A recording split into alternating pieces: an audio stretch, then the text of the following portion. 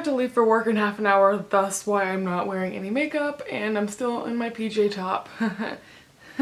So I acquired some books in July, probably more than what was needed, but I figured why not haul them before I have to pack up all my books to go to school. So here's my July book haul, which is probably significantly smaller than my June book haul since last month was my birthday. Here are the things that I acquired. So I got a little care package from Bloomsbury, which if you didn't know, that's the publisher that the anthology that I'm working on with other people is coming out through. So they just decided to send me a couple of books as like a welcome to our team type deal. So here's the 4 books that I got in the mail from them. The first one is The Edge of Everything, which is by Jeff Giles. I actually got this as an ARC from BEA, so I already have a copy of this book. So I think I'm just gonna pass this one on to a friend and then have them have fun with this. This is a book about a bounty hunter who's after a girl named Zoe. And I think it has to do with paranormal elements like the devil or something. I could be making that up. But I hear it's funny, I hear it's good, so. The second book I got was A Curious Tale of the In-Between by Lauren DeStefano. I adore Lauren DeStefano on Twitter. I follow her, I retweet like half the things she posts because she's so funny and insightful. This used to be her profile picture for a while, so I remember when this came out. I have no clue what it's about. It looks like it's almost middle grade, but it's really short. Pram Bellamy's always seen the 2 worlds around her, the living and the dead, so I think it's just about a girl that can see dead people. The next book I have I've never heard of. It's called The Leaving by Tara Altabrando. The tagline says 6 were taken, 5 came back. I know from reading books like this that it very heavily tends to be sci-fi when things disappear and memory is lost. This is pretty big. I don't know what to expect, so maybe I'll try this one out and we'll see if it's crazy. E. Lockhart blurbed it, so that should mean something. And then the 4th and final book they sent me is The Fixer by Jennifer Lynn Barnes. Again, don't know what this is about, but I assume it's sci-fi. Actually, I don't think so. I don't understand this blurb. Is it people who kill? Is she a hitman? Is this even the first book in the series? I have no idea.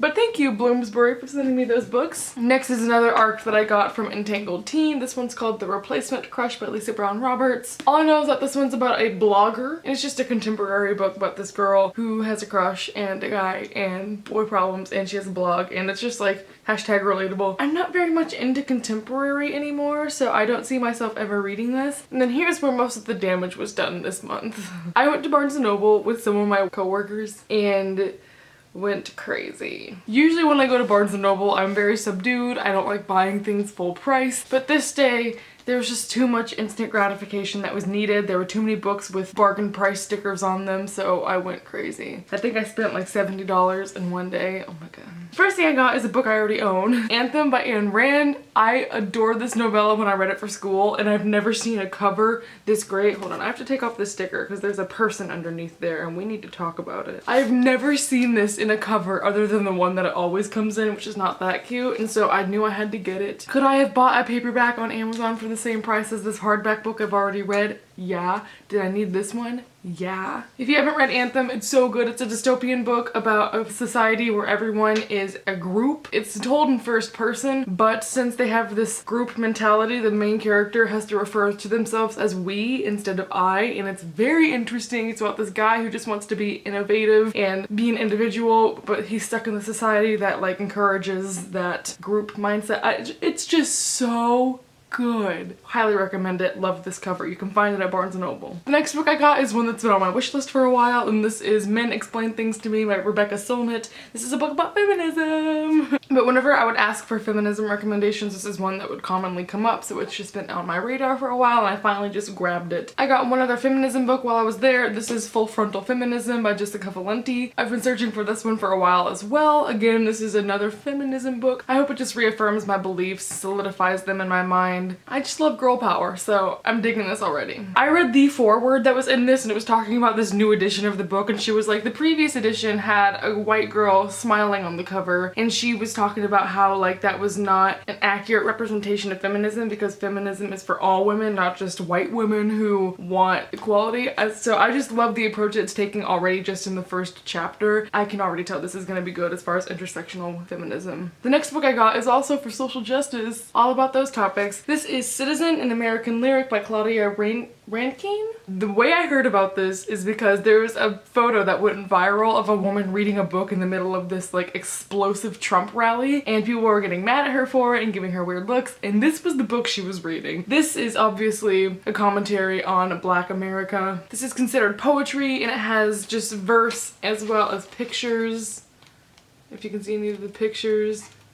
This is really hard to put a synopsis on, mostly because I don't know what it's about exactly. All I know is that it does deal with topics of racism. I just want to read this and feel enlightened. The next book I got I was looking for in the regular romance section, could not find it, was very distressed, and then found it in the bargain section. So someone was watching out for me up there, and thank you. I found Confess by Clean Hoover for $5.98, which was cheaper than Amazon, so score Whitney Atkinson. I'm gonna take that sticker off now. Did it take some of the paint off? It did. This is why we can't have nice things. You know, I'm not the hugest fan of Clean Hoover, yet somehow I keep buying her books. What's the point of that? This one is about an artist, and I think all of her books are new adult. As far as if this is the best or worst one of her works, I don't know. I just kind of leapt for it when I saw it. I've only read Hopeless and Maybe Someday, and I gave both of them 2 stars and I didn't like them. The definition of insanity is like doing something over and over again with the same results but expecting something different. This is what that is to me. I don't know. I'm just waiting to see the hype about her. I can't stop reading her books. The last 2 books I got were classics, which were just in the bargain section at the front of the store by checkout, and I just impulse bought them.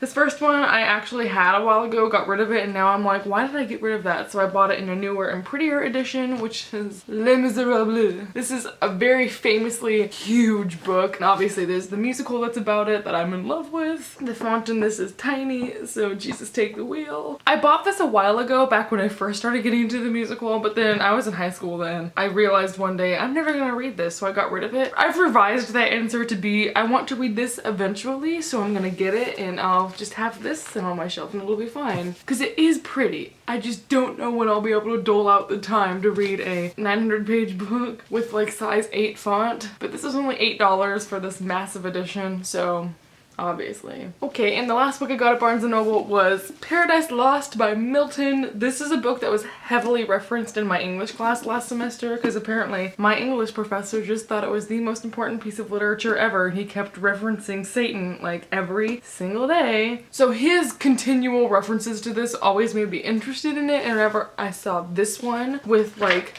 pictures, I was like, here I am. This is for me.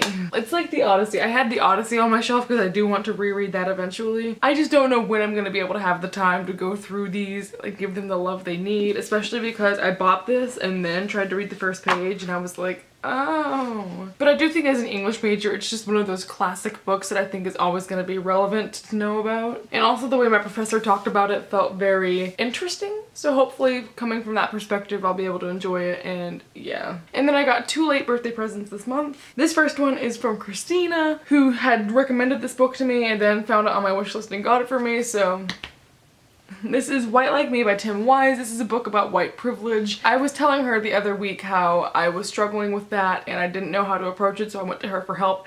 And she was just so gracious about it, and she recommended me to read this since it's about a white man preaching about white privilege and saying he comes from a really good angle. And hopefully I can just read this and better understand my place in all these race issues that are happening in 2016. And hopefully this will inspire me to not be so scared to speak out or to help or to offer whatever services I can to the people that are being targeted in America. This is going to be a really important read for me, and I'm bringing it with me to college just for the purpose of having that in my mind. And the last thing I got is from someone named Robin. She saw my wish list and she got me a late birthday present, and this is the thing she chose. Crush by Richard Siken? I just remember I saw a poem on Tumblr like several years ago and I googled it because I loved it, and it was from this. This is the item that's been on my wish list the longest, but I haven't had the motivation to pick up or didn't quite have the urgency to want to buy it, but now that I have this, I'm so excited. I love reading poetry and I think this is just gonna be really good. So thank you, Robin, for this. I hope I can read it soon. That being said, that's everything that I bought this month. I know it's a lot.